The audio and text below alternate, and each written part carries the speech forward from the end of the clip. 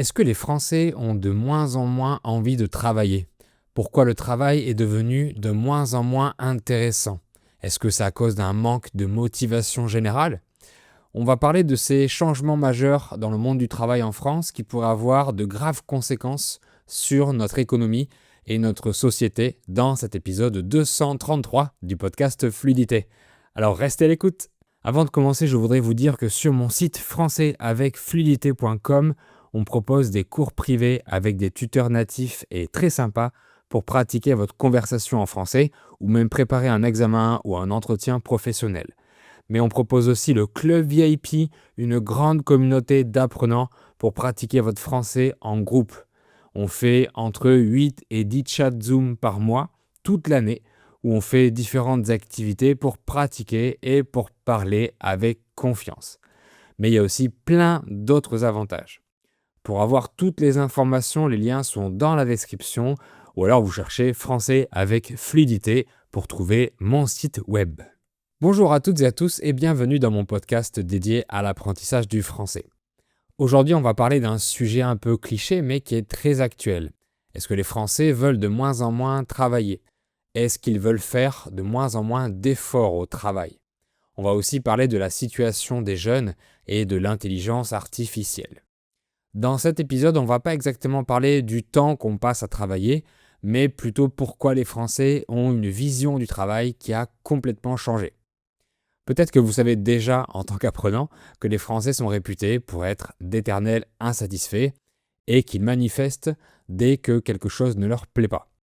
Donc la remise en question du rapport au travail fait partie de la culture française. Remettre en question quelque chose, ça veut dire contester quelque chose, ne pas être d'accord. Par exemple, les enfants essayent de remettre en question les décisions des parents. Alors les Français remettent en question leur relation avec le travail depuis des décennies. J'ai déjà fait un épisode sur la grève en France, c'est l'un des premiers, si vous voulez l'écouter après. Les Français ont la réputation d'être feignants, toujours en vacances ou encore au chômage. On peut dire feignant ou fainéant. Un autre synonyme est flemmard ou paresseux. Parce que avoir la flemme de faire quelque chose veut dire qu'on n'a pas envie de faire ce qu'on doit faire. Mais au-delà de ce stéréotype un peu caricatural, il se passe quelque chose de très sérieux en France. Récemment, un débat est apparu dans les médias pour le 1er mai. Vous savez peut-être déjà que le 1er mai est un jour férié et non travaillé, sauf exception dans certains secteurs. Mais quelques commerçants de proximité comme des boulangeries ou des fleuristes voudraient que leurs employés puissent travailler ce jour-là s'ils sont volontaires, sans être obligés de le faire. Et beaucoup d'employés voudraient aussi, puisque ce serait payé double. Donc c'est intéressant. Alors le gouvernement a proposé aux Français de réétudier la loi qui interdit ce travail le 1er mai, même si on est volontaire. Résultat, les syndicats qui protègent les travailleurs ont refusé catégoriquement. Le 1er mai dernier, ils ont même manifesté dans la rue. Donc même si des employés sont volontaires pour travailler et gagner plus d'argent, les syndicats ne veulent pas. En France, on ne plaisante pas avec le repos. La devise de la République française est liberté, égalité, fraternité. Mais si on interdit aux employés de travailler alors qu'ils sont volontaires, ils ne sont pas libres. Par contre, ces employés sont à égalité entre eux. C'est un exemple où la liberté individuelle entre en conflit avec l'égalité collective. Alors, est-ce une maladie nationale qu'on pourrait appeler la flemmardite ou la flémingite, donc le fait d'être flemmard? C'est ce qu'on va analyser ensemble. Pour bien comprendre où on en est, il faut faire un petit voyage dans le temps. Au 19e siècle, un ouvrier passait environ 70% de sa vie éveillée à travailler. C'était une époque où les gens travaillaient pour ne pas mourir de faim. Ils commençaient très jeunes, n'avaient pas de vacances et surtout la retraite n'existait pas. Ils bossaient presque jusqu'à leur mort et ils vivaient moins vieux qu'aujourd'hui. Alors que de nos jours, la situation a totalement changé. Grâce à l'allongement de l'espérance de vie jusqu'à environ 80 ans, donc la durée moyenne de notre vie, et grâce au système de retraite, on ne passe plus que 15% de notre temps éveillé à travailler sur l'ensemble de notre vie. Le temps éveillé, c'est le temps qu'on ne passe pas à dormir. C'est un basculement civilisationnel. Avant, la vie était un immense bloc de travail dans lequel on insérait par-ci par-là quelques heures de loisirs. Aujourd'hui, pour beaucoup de Français, c'est l'inverse. La vie est faite pour le loisir et le travail est une parenthèse au milieu de nos passions. Mais pourquoi ce lien avec le travail est en train de se rompre? Pourquoi les Français travaillent-ils moins d'heures qu'il y a 40 ans? C'est pas seulement une question de paresse, c'est aussi que le travail est devenu plus abstrait. On subit une pression de plus en plus forte, les délais à tenir, les processus administratifs complexes et ce qu'on appelle le reporting, le fait de devoir rendre des comptes en permanence sur tout ce qu'on fait. Même les gens qui ont environ la cinquantaine maintenant nous disent qu'aujourd'hui, leur travail n'est plus comme avant et a perdu de son intérêt. On a l'impression de perdre le contrôle sur ce qu'on fait. En plus, certains cadres sont au milieu dans la hiérarchie, entre les patrons au-dessus et les ouvriers en dessous. Ils ne fabriquent rien de concret et ne font que manipuler des statistiques sur ordinateur. Donc le travail qu'ils font est un peu abstrait et n'est pas passionnant. En France, seulement 8% des salariés se disent réellement engagés dans leur travail. C'est l'un des taux les plus bas au monde. Un constat assez triste. Pourtant, les Français aiment faire des efforts. Si les Français ont la flemme, comment expliquer qu'ils n'ont jamais été aussi nombreux dans les salles de sport? Les gens font du sport avant d'aller travailler ou après. Donc, ils font des efforts dans leur vie personnelle pour s'améliorer, mais pas au travail en priorité. À Paris, faire de la course à pied ou réussir un marathon est très important dans les entreprises. Les collègues vont s'entraîner ensemble pendant leur pause repas ou après. Ils courent par tous les temps, s'infligent des régimes stricts et souffrent physiquement. Mais ils le font pour eux-mêmes. L'effort n'a pas disparu, il s'est déplacé.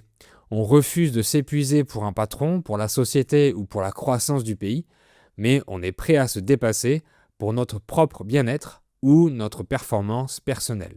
Le sport est devenu le nouveau lieu de l'effort, parce que là au moins, le résultat est visible et immédiat. On court plus vite, on est plus musclé, etc. Alors qu'au bureau, après 8 heures de réunion Zoom et à remplir des fichiers, le résultat est beaucoup moins concret. Il y a aussi une réalité économique. Le travail paye moins qu'avant. En France, le système de taxation est l'un des plus lourds au monde. Plus vous travaillez dur pour augmenter vos revenus, plus vous êtes taxé pour financer la collectivité et la sphère sociale, les impôts, les retraites, la sécurité sociale, etc. C'est ce qu'on appelle la redistribution. Donc plus on gagne d'argent, plus on doit en redonner.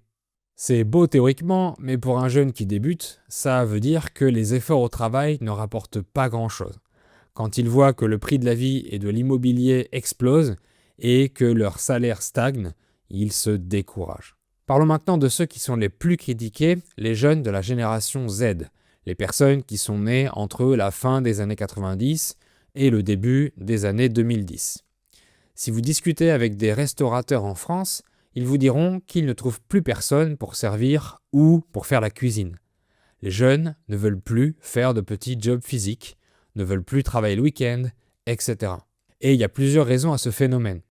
Premièrement, la surproduction d'élite. Pendant 30 ans, la France a encouragé tout le monde à faire des études très longues, souvent généralistes, sociologie, psychologie, communication, etc. Résultat, on a créé des milliers de cadres théoriques qui refusent le travail concret ou manuel. Tout le monde veut faire beaucoup d'études pour avoir le meilleur poste possible, mais au final, il n'y a pas assez de place pour tout le monde. Un cadre dans le monde professionnel, c'est un salarié qui a une fonction de direction avec un statut différent. Il y a donc une dévalorisation des métiers manuels alors que ce sont eux dont on a besoin le plus aujourd'hui. Ensuite, l'éducation libérale. Les jeunes d'aujourd'hui ont été élevés dans une société du plaisir immédiat et par des parents souvent plus souples que dans le passé. L'éducation nationale, donc le système scolaire qui est censé nous éduquer, n'ose plus contredire les élèves pour ne pas les froisser. Froisser quelqu'un, ça veut dire le blesser moralement. Sinon, les élèves se plaignent à leurs parents et remettent en question l'éducation nationale. Alors quand ces jeunes arrivent en entreprise et qu'ils découvrent le lien de subordination, donc le fait de devoir obéir à un chef, c'est un choc culturel. Ils n'acceptent plus l'autorité sans explication. En plus, la génération Z est née dans une société qui encourage les gens à avoir des loisirs et des vacances. Le tourisme, en France, est un secteur économique important. Donc les entreprises font la promotion des vacances un peu partout. Quand la SNCF fait une promotion sur les billets de train, ils sont achetés en un clin d'œil. Donc la génération Z voit les loisirs et les vacances comme partie normale de la vie. 35 heures de travail par semaine pour mes grands-parents, c'est beaucoup moins que ce qu'ils ont fait dans leur jeunesse. Mais pour un jeune maintenant, 35 heures, c'est la normalité, et pourquoi pas la réduire encore. La génération Z est confrontée à un autre doute, l'intelligence artificielle. C'est un point crucial. L'IA menace directement les emplois des juniors, les jobs de début de carrière où on apprend les bases. Si une machine peut rédiger un rapport ou analyser des données plus vite qu'un stagiaire, quel est l'avenir de ces jeunes ? Elon Musk a annoncé dans 5 ans, le travail pourrait n'être qu'un hobby, une occupation facultative. Bon, on sait que Musk a une vision du monde un peu surréaliste, mais il n'a pas complètement tort. Si le travail n'est plus nécessaire pour produire de la richesse, comment on va occuper nos journées ? On sait que les efforts nous solidifient mentalement ou physiquement. Alors comment être heureux dans un monde où on n'a plus besoin de faire d'efforts ? L'IA nous fait poser plein de questions et les jeunes qui commencent dans la vie ont plein de doutes, je les comprends. Comme la révolution industrielle ou Internet, est-ce que l'IA va créer beaucoup plus d'emplois que ceux qu'elle détruit ? Ou au contraire, est-ce qu'elle va libérer plein de temps à une grande partie de la population ? Du temps libre qu'on pourrait passer à aider les plus faibles, passer du temps avec nos proches, etc. Parce que gagner du temps libre pour les passer à regarder des réseaux sociaux angoissants, non merci. Est-ce que l'IA va nous permettre de réduire les bullshit jobs, comme on dit en anglais, donc les emplois un peu vides de sens, et va nous inciter à faire des métiers qui ont plus de valeur concrète, comme des métiers artisanaux, des métiers artistiques, etc. Telle est la question. Le problème, c'est que cette volonté de moins travailler se confronte à une réalité démographique brutale. En France, ce sont les cotisations des travailleurs actifs qui paient les retraites et la santé des plus âgés, comme dans beaucoup de pays. Mais il y a de plus en plus de retraités et de moins en moins d'actifs, donc de travailleurs. Donc si la flemme devient la norme, comment payer des retraites s'il y a plus de retraités que de gens qui travaillent ? Ça va bloquer quelque part et le système va rapidement s'effondrer. Les Français délèguent de plus en plus les tâches difficiles ou manuelles aux étrangers ou à la technologie, mais ça a ses limites. On ne peut pas avoir une société composée majoritairement de gens qui font du sport ou leurs loisirs, pendant que des robots ou des algorithmes font tout le reste. Les Français veulent être servis en terrasse pour boire leur verre de vin, mais plus personne veut être serveur. C'est la grande contradiction de notre époque. L'IA nous permettra peut-être de libérer du temps pour aider les autres, pour s'occuper de nos aînés ou pour créer de l'art, mais ça demande un nouvel apprentissage, celui de la discipline personnelle sans la contrainte du patron. D'ailleurs, de plus en plus de gens deviennent entrepreneurs ou créent leur entreprise parce qu'ils veulent le contrôle total sur leur travail, sans les contraintes imposées par les patrons. La flemme des Français est peut-être mal nommée. C'est pas forcément un manque d'énergie, mais une crise de confiance envers le modèle classique de l'entreprise. Les Français cherchent un nouvel équilibre. Ils ne veulent plus sacrifier leur santé mentale ou leur vie de famille pour une carrière qui ne leur garantit plus la sécurité financière. Maintenant, à vous de pratiquer. Dites-moi dans les commentaires ce que vous en pensez. Est-ce que dans votre pays, le travail est encore le centre de votre identité ? Est-ce que vous seriez prêt à gagner moins pour travailler moins ? Ou au contraire, est-ce que l'effort est la seule chose qui nous donne de la dignité ? Pour progresser en français, ou si vous voulez soutenir la chaîne et le podcast, vous pouvez acheter mon livre « En route vers le français avec fluidité ». C'est un livre avec les meilleurs contenus du podcast, plus un contenu en exclusivité. Il y a bien sûr les versions audio et vidéo téléchargeables sans publicité, mais aussi des anecdotes, des jeux de vocabulaire et encore d'autres bonus. Cliquez sur le lien dans la description pour avoir toutes les informations. Voilà, merci beaucoup d'avoir écouté l'épisode jusqu'au bout. Vous pouvez me mettre un like et 5 étoiles sur les plateformes de podcast si vous aimez ce que je vous propose.